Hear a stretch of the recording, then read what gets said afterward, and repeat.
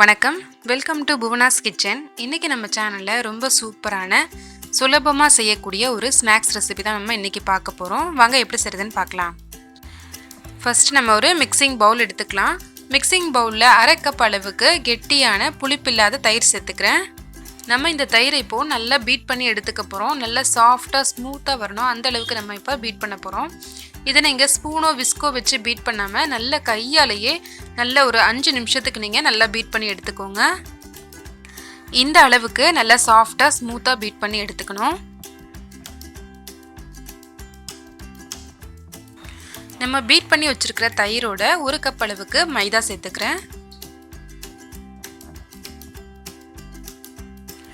3 table spoon cornflour சேர்த்துக்கிறேன். 1 table spoon ஜீரகம், அதுக்கப்புறம் தேவையான அளவு உப்பு சேர்த்துக்கலாம். 1/2 டேபிள் ஸ்பூன் பேக்கிங் சோடா சேர்த்துக்கிறேன். 2 பச்சை மிளகாயை இந்த மாதிரி சின்ன சின்ன பீசஸாக கட் பண்ணிவிட்டு உள்ளே சேர்த்துக்கிறேன். இப்போ இதில் தண்ணி எதுவும் சேர்க்காம ஃபஸ்ட்டு நம்ம நல்லா மிக்ஸ் பண்ணிக்கலாம்.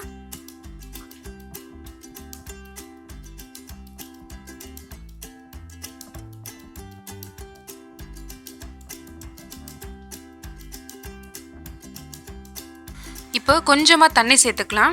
தண்ணி அதிகமாக சேர்த்துறாதீங்க, கொஞ்சமாக சேர்த்துக்கோங்க. தண்ணி சேர்த்துட்டு நல்லா இந்த மாதிரி ஒரே டைரக்ஷனில் நல்லா மிக்ஸ் பண்ணிக்கோங்க. இதோட கொஞ்சம் பொடியாக நறுக்குன கருவேப்பிலை கொத்தமல்லி சேர்த்துக்கிறேன். கருவேப்பிலை கொத்தமல்லி சேர்த்துட்டு லாஸ்ட்டாக ஒரு முறை நல்லா மிக்ஸ் பண்ணிக்கலாம்.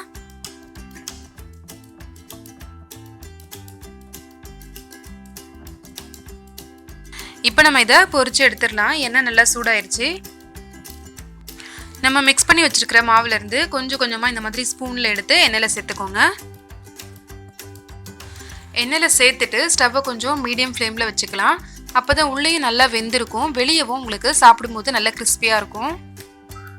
எல்லா பக்கமும் நல்லா திருப்பி விட்டு நல்லா ப்ரௌன் கலரில் வர வரைக்கும் நம்ம ஃப்ரை பண்ணிக்கலாம்.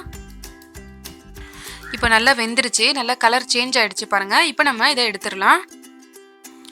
நல்ல சூப்பரான டேஸ்டான ஈவினிங் ஸ்நாக்ஸ் ரெடி ஆகிடுச்சு. இது கூட தேங்காய் சட்னி வச்சு சாப்பிட்டிங்கன்னா ரொம்ப நல்ல டேஸ்ட்டாக இருக்கும். இந்த ரெசிபி உங்களுக்கு பிடிச்சிருந்ததுன்னா லைக் பண்ணுங்கள், ஷேர் பண்ணுங்கள், மறக்காமல் நம்ம சேனலை சப்ஸ்கிரைப் பண்ணுங்கள். தேங்க்யூ.